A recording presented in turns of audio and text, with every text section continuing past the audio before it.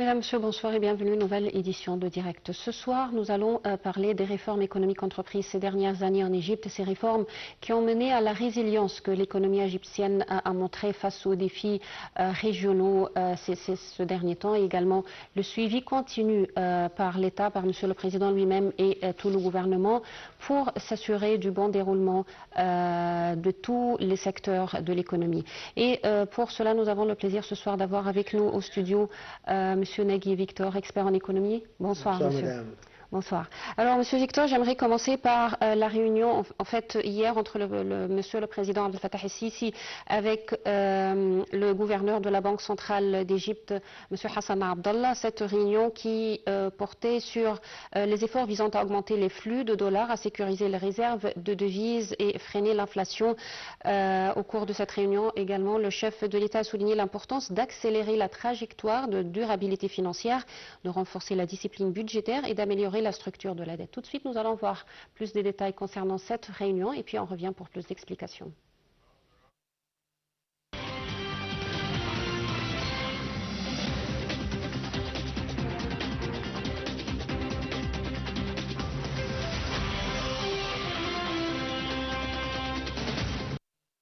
Selon un communiqué de la présidence, le président Abdel Fattah el-Sisi a exhorté la BCE à maintenir la croissance des réserves internationales et à maîtriser l'inflation.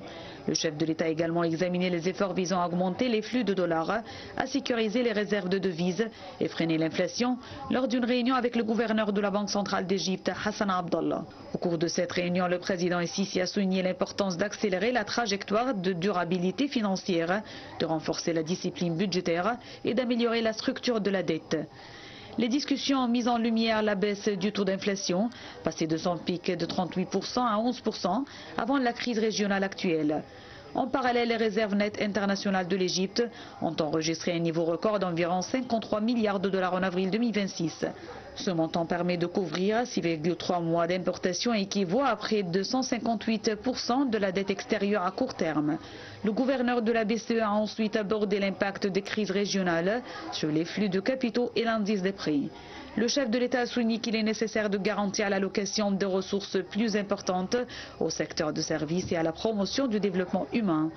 De son côté, Hassan Abdallah a affirmé que la Banque centrale d'Égypte reste fermement engagée à poursuivre sa politique de taux de change flexible. Il a précisé que ce mécanisme demeure indispensable pour permettre à la monnaie nationale d'absorber les chocs extérieurs.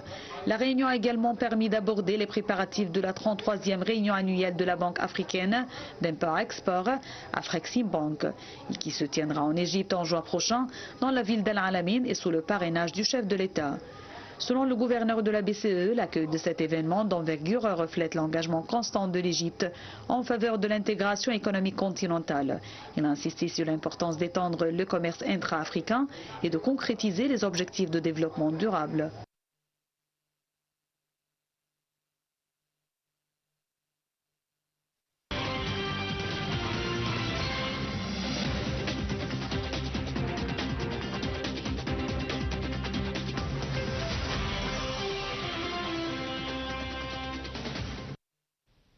Alors, Monsieur Victor, comme on vient de voir, cette réunion a porté sur plusieurs axes relatifs à la performance de l'économie égyptienne. On a vu tous ces efforts déployés récemment par l'État pour l'économie égyptienne et comment l'économie égyptienne a pu résister aux défis actuels dans la région. Alors, tout d'abord, comment vous voyez tout ce qui a été réalisé et la performance actuellement de l'économie égyptienne? Oui, l'État a entrepris depuis quelques années des réformes pour consolider la situation économique de l'Égypte, surtout actuellement en face des défis que nous affrontons.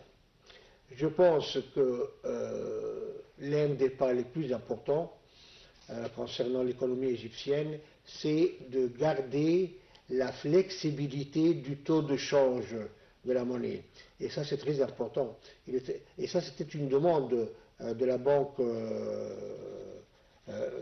de l'FMI et des investisseurs, parce qu'il faut avoir un prix vrai et non pas une fausse valeur imposée pour sauver la face.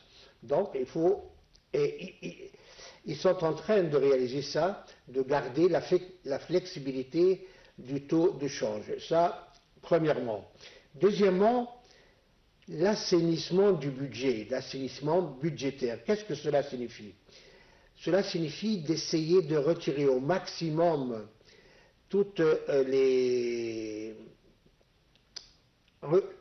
subventions de l'économie et d'élargir en même temps l'assiette Vous voulez dire fiscale. relever les subventions ou les biens distribués plutôt? Non, au maximum retirer les... Parce que les subventions, encore une fois, ne donnent pas une vraie valeur des denrées. Et c'est sûr que pour des raisons sociales, l'Égypte et le gouvernement a imposé ces subventions depuis le temps de Nasser.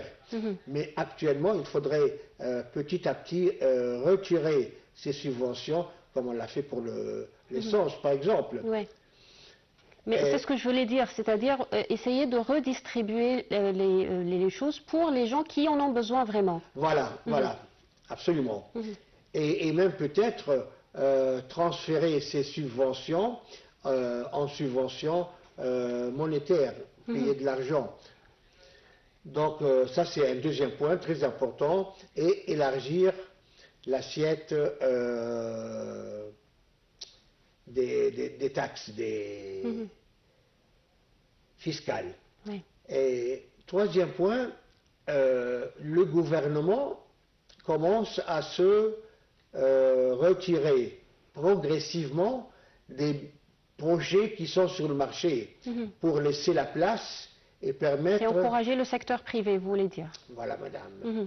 Et d'ailleurs, le gouvernement prévoit que pour 2030, que l'économie égyptienne, 60% de cette économie soit menée et travaillée par le secteur privé. Donc ces trois points sont très importants, et ce sont ces trois points qui ont aidé actuellement l'économie égyptienne face aux défis qu'on rencontre, à résister et même à annoncer une progression du PIB entre 4,2% jusqu'à 4,8% pour cet exercice. Ouais. Alors il faut dire qu'en ce qui concerne l'économie, au cours de ces dernières années, l'État a travaillé en parallèle, c'est-à-dire dans tous les domaines. On parle de l'industrie, on parle du domaine agricole, on parle des investissements. On vient de voir par exemple dans le domaine agricole il y a quelques jours ce méga projet du nouveau Delta, et comment ça va vraiment enrichir ce domaine, et ça va aider à la sécurité alimentaire en Égypte, ça va garantir la sécurité alimentaire en Égypte, comme je viens de dire, l'industrie, les grands projets de l'infrastructure. Alors l'État a travaillé en parallèle dans tous les domaines pour pouvoir avancer sur le bon chemin. Si l'on prend le premier point, l'industrie, et nous savons tous que le président incite beaucoup le gouvernement actuel à faire localiser l'industrie en Égypte. Et la preuve, il y a quelques semaines, ils ont ouvert une très grande usine à Ain Sokhna de production de bus, de rames de train, de wagons. Du fait que l'Égypte agrandit son réseau de transport, agrandit vachement son réseau de transport d'une façon verte et non pas par des moyens qui font de la pollution. Et ça c'est très important parce que ça ne fait qu'attirer plus des investisseurs et ça ne fait que aider le citoyen égyptien à aller à son travail d'une façon humaine, d'une façon respectable. Et les étudiants peuvent aller à leurs écoles, à leur université, pareil. Donc, on a maintenant le projet du métro. Et le métro est un projet qui ne se termine jamais. Oui. C'est un octopus. Oui. De nouvelles lignes. Toujours, on ne s'arrête jamais. Alors, il y a ça, mais le métro, il a besoin de rames, il a besoin de wagons. Et puis, on a le train électrique qui relie les divers nouvelles villes, El Chourou, Madinti, El Ambour et ainsi de suite. Et puis on a le TGV, le train à grande vitesse, qui est le premier en Afrique et au Moyen-Orient. L'Égypte est le seul à construire un tel réseau, et ça c'est très important parce qu'il va permettre de réduire vachement le temps de transport, donc les denrées agricoles qu'on voudrait transporter au port pour être exportées à l'extérieur. Ce sera fait sur quelques heures. On peut compter sur une seule main, et non pas sur une nuit ou deux ou trois, comme ça se passait jadis. Les personnes qui veulent voyager et visiter El Alamein, Marsa Matruh, maintenant sur 2 heures de temps, avec le TGV, on peut faire pour aller à Assouan, à Luxor, et ainsi de suite. Et quatrièmement, on a le monorail.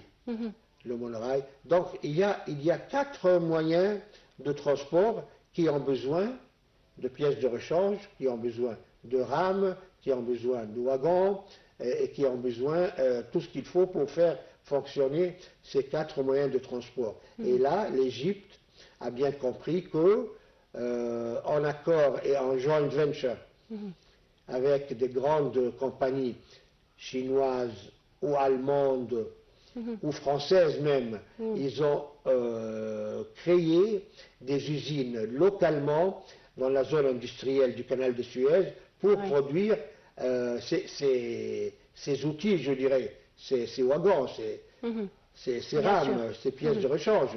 Et ça c'est très important parce que ça réduit vachement l'importation, ça réduit le besoin d'avoir des devises, qui est un grand problème pour l'Égypte, et dans l'avenir peut-être qu'on aura assez de production pour exporter vers l'Afrique et vers le monde arabe. Et en plus des offres d'emploi également pour la jeunesse. Absolument, madame, absolument.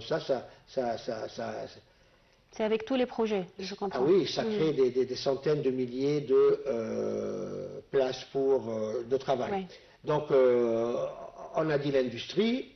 L'agricole, le domaine agricole aussi, il y a un grand effort déployé par l'État.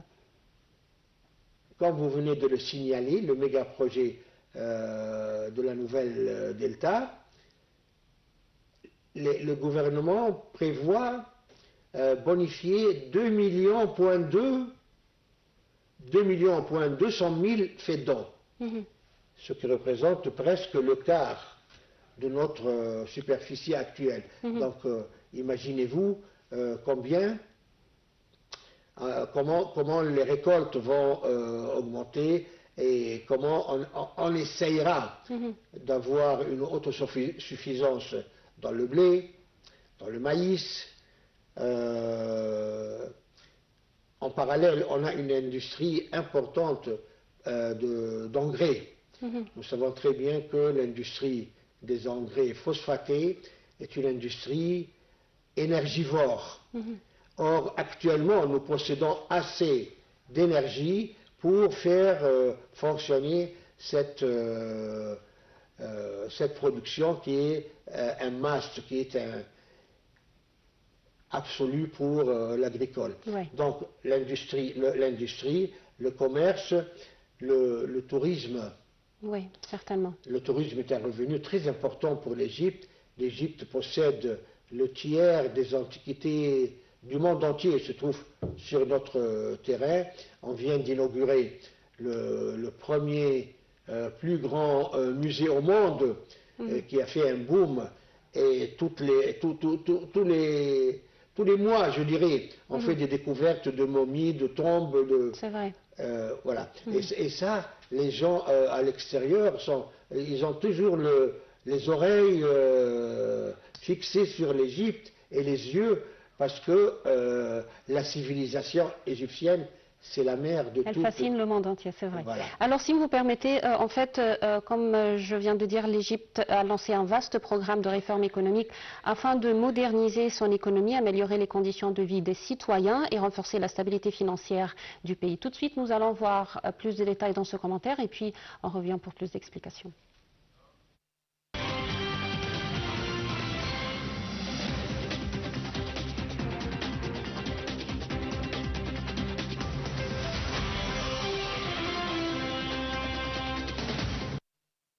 Le Premier ministre Moustapha Madbouli a assisté ce mercredi à la conférence Concevoir l'avenir de l'Égypte dans l'éducation intitulée Présentation des résultats de l'étude sur la réforme de l'éducation en Égypte, constats, progrès et perspectives. La conférence est organisée par le ministère de l'Éducation et de l'Enseignement technique en coopération avec le Fonds des Nations Unies pour l'enfance, l'UNICEF. Dans son allocution, Moustapha Madbouli a indiqué que cette conférence témoignait d'un intérêt croissant pour le développement du système éducatif en Égypte. Il a souligné que la qualité de l'éducation est le critère fondamental de la force des nations. Évoquant l'éducation en Égypte, Madbouli a affirmé qu'elle constituait le pilier essentiel de la construction de la nouvelle République, précisant que l'État, sous la direction du président Abdel Fattah el-Sisi, avait adopté une vision globale de la réforme du système éducatif. Il a d'autre part indiqué que l'État avait dû relever d'importants défis au cours des 15 dernières années dans ce secteur qui figurait parmi les priorités absolues de l'État. Le chef du gouvernement a aussi abordé les efforts déployés actuellement dans ce secteur vital, affirmant que ces efforts porteraient leurs fruits dans l'avenir. De son côté, le ministre de l'Éducation et de l'Enseignement technique Mohamed Abdel Latif a souligné que la réforme de l'éducation en Égypte n'est plus une simple vision de l'avenir, mais qu'elle est devenue une réalité tangible qui contribue à améliorer la situation et à réformer le système éducatif tout entier. Pour sa part, le chef de la section éducation à l'UNICEF en Égypte, Shiraz Sharcha, a déclaré que le système éducatif en Égypte a totalement changé en une courte période et avec des pas constants. Il a ajouté que l'UNICEF coopère avec le gouvernement égyptien afin de réformer le système éducatif et régler plusieurs problèmes.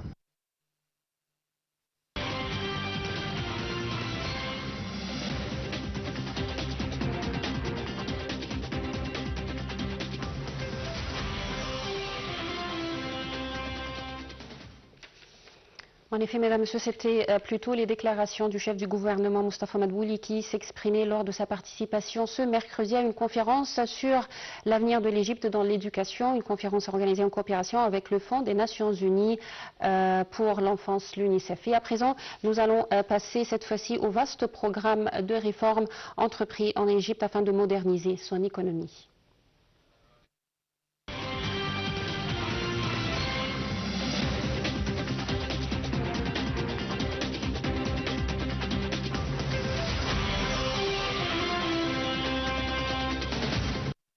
L'une des mesures les plus importantes du programme de réforme économique a été la libéralisation du taux de change de la livre égyptienne en novembre 2016.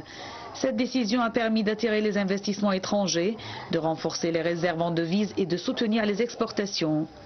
Cependant, elle a également entraîné une hausse des prix, une augmentation du coût de la vie. Le gouvernement égyptien a également entrepris une réforme du système de subvention, notamment celle de l'énergie et du carburant, afin de réduire les dépenses publiques. En parallèle, des programmes de protection sociale ont été développés pour soutenir les catégories les plus vulnérables, comme les initiatives Takaful et Karam. Dans le cadre de ces réformes, l'Égypte a collaboré avec plusieurs institutions financières internationales qui ont soutenu les politiques de réforme économique.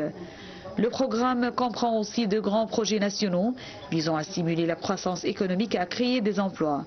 Parmi ces projets figurent le développement de la nouvelle capitale administrative, la modernisation des infrastructures routières et le développement du secteur énergétique. Grâce à ces réformes, l'économie égyptienne a enregistré plusieurs résultats positifs, notamment une amélioration du taux de croissance, une augmentation des investissements étrangers, une baisse relative du chômage.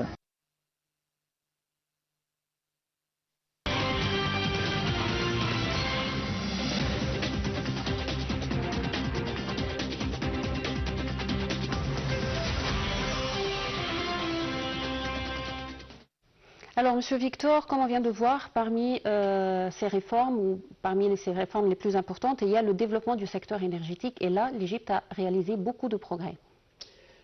Je dois dire que l'Égypte avait une vue avant-gardiste.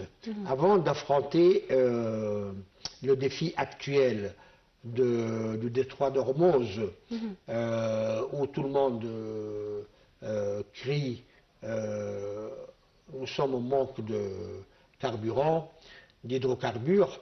l'Égypte a déployé beaucoup d'infrastructures dans le domaine de l'énergie verte.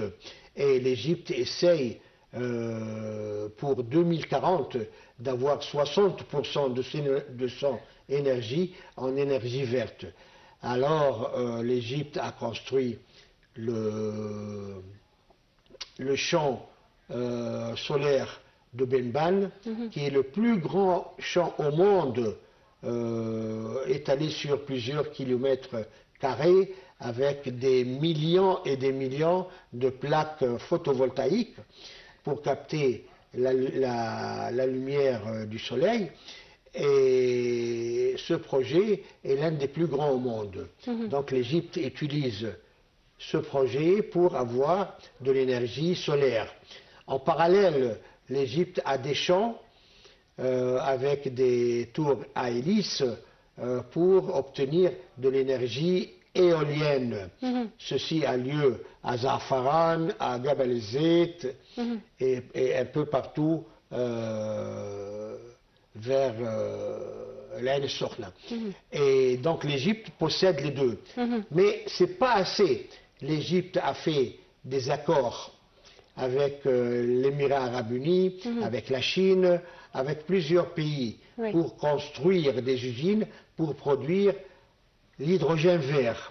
Et cela a lieu dans la zone économique du canal de Suez. Alors, malheureusement, Monsieur Victor, on n'a plus le temps. Je vous remercie infiniment. C'est vrai qu'il y a plein de choses à dire en ce qui concerne les réformes économiques. Je vous remercie infiniment pour toutes ces informations. Je rappelle Monsieur Nagui Victor, expert en économie. Merci beaucoup. Merci, Madame. Merci, Mesdames, Messieurs. Nous parvenons ainsi au terme de cette édition de Direct. Demain, une nouvelle édition. Au revoir.